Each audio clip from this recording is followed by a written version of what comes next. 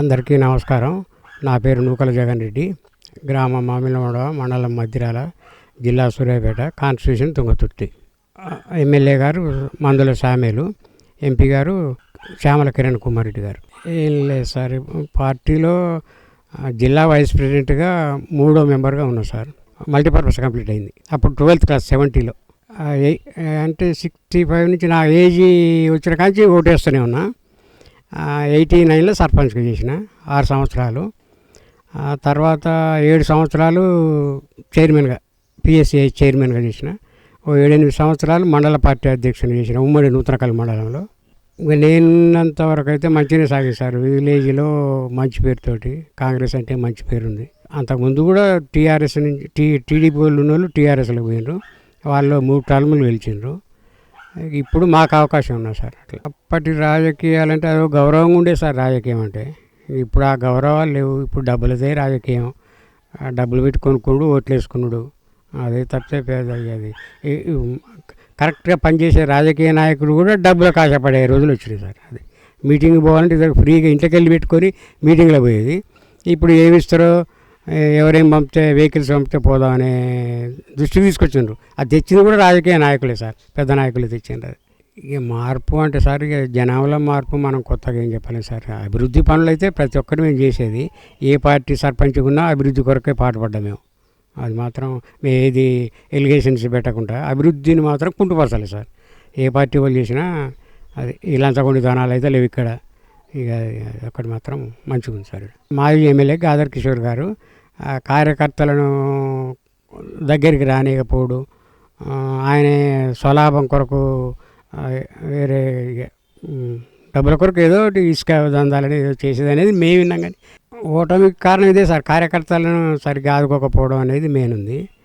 ఇక అభివృద్ధి పనులలో కూడా పెద్దగా చేయలేదనేది మా ఉద్దేశం సార్. మేమే ఇబ్బందులు ఎదుర్కోలేదు సార్.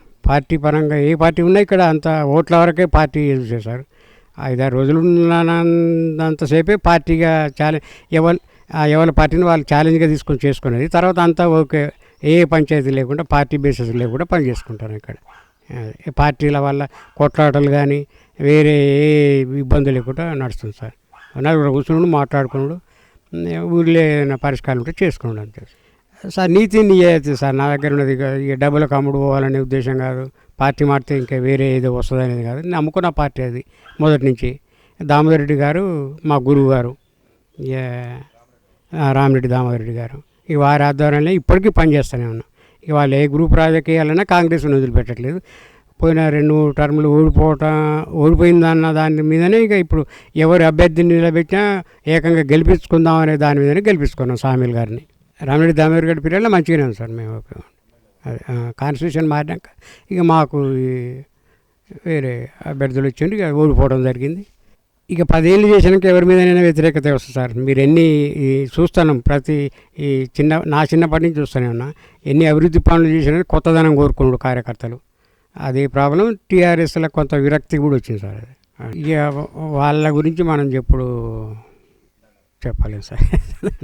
ఇక వాళ్ళే ఈ ప్రాజెక్టులు అనవసరమైన కాళేశ్వరం ఇట్లా కట్టుడు, అనవసరమైన ప్రాజెక్టుల సోపు టప్ కొరకు అనేది, దానివల్ల కొంత లక్షల కోట్లు అప్పులు తెచ్చిపెట్టుడు. అదే సార్. రైతు బంధు కరెక్ట్గా ఇచ్చాను కానీ రైతు మాఫీలు సరిగ్గా చేయలేదు సార్. అదొకటి ఉంది రైతులలో వ్యతిరేకత. మొదటిది గృహలక్ష్మి అది ఉంది సార్. అది ఒకటైతే కంప్లీట్ చేయాలి, బస్ ఫ్రీ అనేది. ఇవన్నీ చేస్తుంది సార్. ఇప్పుడు ఏర్పడ్డ సంసారాలు ఎట్టుంటాయి, అప్పులు తీర్చుకుంటూ అభివృద్ధి కార్యక్రమాలు చేసుకోవాలి కాబట్టి స్లోగా ఒకదాని ఒకటి చిన్నగా. ఇప్పుడు అందుకని ఈ రైతు బంధు కూడా ఇవ్వలేకపోయింది ఇప్పటిదాకా. డిసెంబర్ వరకు ఇస్తామంటున్నారు. ఈ రుణమాఫీలు కూడా కొన్ని అయినాయి 18,000 కోట్లకు, మిగిలినవి కూడా ఇస్తామంటారు డిసెంబర్ లాస్ట్ వరకు. ఇక శురు అవుతుంది సార్. వ్యతిరేక పార్టీలకు అదో అవకాశం. ఒక్కసారి కాలేవా సార్. ఇప్పుడు డబ్బులతోటి ముడిపడి ఉన్న విషయం అది. ఒక్కసారి లక్షల కోట్లు 1000 కోట్లు కావాలంటే కాని పని. ఇక గెలుపు కోరక అంటారు సార్ రాజకీయ నాయకులు. అది అంతేగాని 6 గ్యారంటీలు సకల జనులకు ఉపయోగపడేటివి ఇక్కడ సార్. ఇప్పుడు రుణమాఫీలు కొంతవరకు వచ్చినాయి. రైతు బంధువులు అయితే ఎవరికి రాలేదు, ఇక వస్తాయి ముందు. ఇక స్త్రీలకు బస్ ఫ్రీ అనేది అందరూ వినియోగించుకుంటాను సార్. గ్యాస్ కూడా ఫ్రీ అనేది కొంతవరకు అందరికీ. ఇప్పుడు ఉదాహరణకు నాకు కూడా 0 బిల్లు వస్తుంది సార్. ఉచిత కరెంటు అందరికీ ప్రతి విలేజ్లలో ప్రతి ఒక్కరికి వినియోగపడ్డది. అందరూ తెలుసుకుంటారు. అదేం కాదు సార్, ఎందుకు అవుతుంది? ఇక్కడ కూడా ఉచితంగా పోతూనే ఉన్నారు బస్సులు, సౌకర్యం ఉన్న కారణాల పోతూనే ఉన్నారు.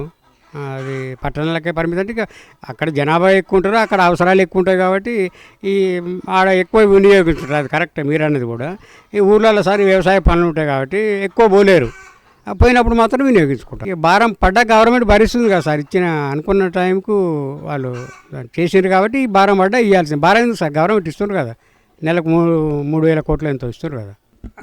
నిర్వహించారు సార్, నిర్వహించారు. కొందరికి ఈ ఈ మన పెన్షన్ల దాని గురించి, కొన్ని రేషన్ కార్డులు, కొన్ని వీటి గురించి వచ్చినాయి సార్, అంతే. ఎక్కువ ఇక నేను పార్టీ మెయిన్ కార్యకర్తగా నేను అన్నీ ఓకే అని చెప్తా సార్. కానీ చేయాలి సార్. ఇప్పుడు హామీలు ఇచ్చిండు, వాటిని నెరవేర్చినప్పుడే పార్టీకి మంచి పేరు వస్తుంది. ఇక వాళ్ళ అభిప్రాయం సార్. ఇప్పుడు రిజర్వేషన్లు తక్కువనే, జాబులు తక్కువనే అనే ఉద్దేశం మీద కుల గణన, బీసీ గణన అంటారు. ఒకవేళ మన ఒక్క రాష్ట్రమే కాదు సార్, దేశం అంతా అట్లా జరిగినప్పుడు వాళ్ళకు కంపల్సరీ వినియోగపడాల్సిందే. అది అందరూ ఒప్పుకుంటాం సార్. అది కాదనేది కాదు, జనాభా ప్రకారం వాళ్ళకి అన్ని హక్కులు ఉండాలి, అన్నీ చేయాల్సిందే అని నేను కూడా ఒప్పుకుంటాను సార్. అప్పుడు ఇన్ని ఫండ్స్ లేవు సార్, నేను సర్పంచ్ ఉన్నప్పుడు ఫండ్స్ లేవు. ఒక రోజుగారు ఉండేది, ఒక 30,000 వచ్చేది సంవత్సరానికి. ఆ 30,000తోటి 6 సంవత్సరాలు చేసిన, 6 సంవత్సరాలు కూడా ఈ రోడ్లు విలేజ్లనే మొత్తం ఆర్డ్ పాసెస్ అని అయ్యే చేస్తున్నారు సార్. ఇప్పుడు ఏం వస్తున్నాయా, ఏం పోతున్నాయా ఆ లెక్కలు సరిగ్గా ఉండవు. ఇక ఏం తింటారో సరే అది మేము పట్టించుకోవట్లేదు. కానీ ఇక ఏ లొల్లు లేకుండా, ఏ పంచాయతీ లేకుండా నడిచేది పోతుంది అంతే. ఇప్పుడు 74 సార్ నాకు. ఇప్పుడు అందుకనే యువతకు అవకాశం ఇస్తే మంచిగా ఉంటుందని యువత కూడా కోరుకుంటారు కదా సార్. వాళ్ళకు అవకాశం ఇచ్చి సరే మనం పై లెవెల్లో వండుకుంటూ వాళ్ళకు సహకారం అందిస్తే, సలహాలు అందిస్తే వాళ్ళు కూడా ముందుకు పోతారని నా ఉద్దేశం. చాలా వరకు 100% కరెక్ట్ సార్. అవి ఊళ్ళల్లో సారా బట్టీలు కూడా ఇంకా బంద్ కాలే, అది ఉన్న వాస్తవం. ఏ ప్రభుత్వం ఉన్నా అవి విపరీతంగా అయితే, కాకపోతే కొంచెం తగ్గినాయి. ఇప్పుడు బెల్ట్ షాపులు 10 ఇళ్ళకి ఒకటి ఉన్నాయి సార్, బెల్ట్ షాపులు. వాటిని తగ్గిస్తే కొంత నయం సార్. సారా బట్టీలు కూడా పూర్తిగా తగ్గలేదు. ఆ నల్లబెల్లని వస్తూనే ఉన్నాయి, పోతూనే ఉంది, పట్టుకుంటున్నారు. లంచాలు తినుడు తప్పితే కరెక్ట్గా పనిచేస్తే, నల్లబెల్లని రాకుండా చేస్తే ఈ బట్టీలు అనేవి బంద్ అవుతుంది సార్. బెల్ట్ షాపులు కూడా బంద్ చేయాలి సార్, తక్కువ చేయాలి. ఊరికి 10 ఇళ్ళకి ఒక బెల్ట్ షాప్ అయితే ఏముంది, చెప్పకూడదు, ఆడవాళ్ళు మొగలు దాగుండేసారు. అట్లా చాలా వరకు ఆరోగ్యాలు ఖరాబ్ చేసుకుంటారు. 100 ఏళ్ళు బతకాల్సిన వాడు 50 ఏళ్ళకే చనిపోతారు. అదొకటి సార్. సరే ఆదాయం కొరకు చూస్తుండ్రు, కానీ ఇది చాలా వరకు ప్రజల ఆరోగ్యం మీద దెబ్బ పడుతుంది. దానికి నేను ఏకీభవిస్తాను సార్. అవన్నీ మంచివే కదా సార్. అసలు నా ఉద్దేశం ఏంటంటే విద్య, వైద్యం అనేది ఫ్రీగా చేయాలి సార్. ఈ ఉచిత హామీలన్నీ బంద్ చేసి విద్య అనేది కనుక అందరికీ అందుబాటులోకి తెస్తే, ఏ పార్టీ అన్నా కదా సార్, అది ఏ పార్టీ అయినా కదా, అది ప్రజలందరికీ ఉపయోగపడుతుంది సార్. ఇక మంచితనంతో అదే సార్. ఇక డబ్బులకు అలవాటు పడి, తాగుడుకు అలవాటు పడ్డోళ్ళు మనం ఏం మార్చినా ఇప్పట్లో మారనట్లే ఉన్నారు సార్ ఊళ్ళల్లో. ఇక సలహాలు సార్ ఫ్రీగా, ఇప్పుడు సర్పంచ్ కానీ ప్రతి ఎలక్షన్లలో ఫ్రీగా, ఇప్పుడు ఏ పార్టీ కన్నా వేసుకొని వాళ్ళు ఆ అభ్యర్థికే వేసుకొని ఈ డబ్బుల కక్కులు కడకుండా, ఈ తాగుడుకు అలవాటు లేకుండా చేసుకుంటే అన్ని నియోజకవర్గాలు మంచిగానే ఉంటాయి సార్, గ్రామాలు మంచిగానే ఉంటాయి. ఈ అభివృద్ధి అంటే సార్ ఊళ్ళో జనాలకు ఏది కావాల్సిందో చేసినప్పుడే అభివృద్ధి.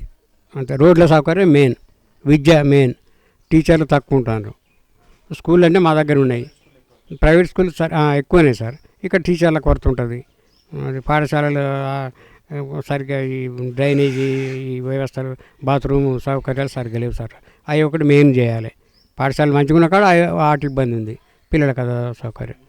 సంవత్సరం సార బట్టీలు పెట్టకుండా బంద్ చేయించగలిగినాం. అంతేగాని మళ్ళీ ఎప్పటి మాదిరిగా అది యువత రాజకీయాలకు ఎందుకు వస్తున్నారు అంటే గ్రామాలను అభివృద్ధి, వాళ్ళకి అభివృద్ధి కోరి వస్తేనే యువత మంచిగా ఉంటుంది కదా సార్. లేకపోతే అది వేస్తే మరిగా ఏదో డబ్బులు కాశపడి వస్తే అది ఆయన వచ్చిన ఒకటే, రాకున్నా ఒకటే. మాలో ఉన్న గ్రామ ప్రజలారా, మీరు వచ్చే గ్రామ పంచాయతీ ఎన్నికల్లో ఈ ఏ కకృతి పడకుండా మంచి అభ్యర్థి చూసి గెలిపించుకుంటే అభివృద్ధికి ఆటంకం లేకుండా కొనసాగుద్దని నా అభిప్రాయం సార్. మీ ఓటును తావుడు కానీ డబ్బులకు కానీ అమ్ముడు పోకుండా నిస్వార్థంగా ఓటేసి అభ్యర్థిని గెలిపించుకున్నప్పుడే అది విలువ మీకు ఉంటుంది, అభ్యర్థికి ఉంటుంది అనేది నా అభిప్రాయం. మనం నిజాయితీగా ఓటేసినప్పుడు అభివృద్ధి కొరకు మనం నిలదీయవచ్చు. ఏ అభ్యర్థి గెలిచి, ఏ పార్టీ నుంచి గెలిచినా ఆ అభ్యర్థిని నిలబెట్టి అడిగే శక్తి ఓటర్కి ఉంటుంది. అది కాబట్టి మీరు నిజాయితీగా ఓటేసి నిజాయితీ పరిపాలన చేసుకుంటే గెలిచిన నాయకులకు కూడా మంచిగా ఉంటుంది నా అభిప్రాయం. ఏం లేదు సార్, ఇప్పుడు అన్న 6 గ్యారంటీలను సబ్స్టెంట్గా ప్రజలకు అందేటట్లు చేస్తే మళ్ళీ వచ్చే 5 సంవత్సరాలు కూడా కాంగ్రెస్ పార్టీ వస్తుందని నా అభిప్రాయం సార్. చేయాలని కోరుకుంటున్నాను సార్. మొదటి నుంచి కూడా కాంగ్రెస్ పార్టీ మొదటి నుంచి పార్టీ స్థాపించిన కాడ నుండి కూడా కుల మతాలకు అతీతంగానే ఈ పార్టీ పనిచేస్తుంది అనేది నా నమ్మకం సార్. చేస్తుంది కూడా. అందరికీ నా ధన్యవాదాలు సార్.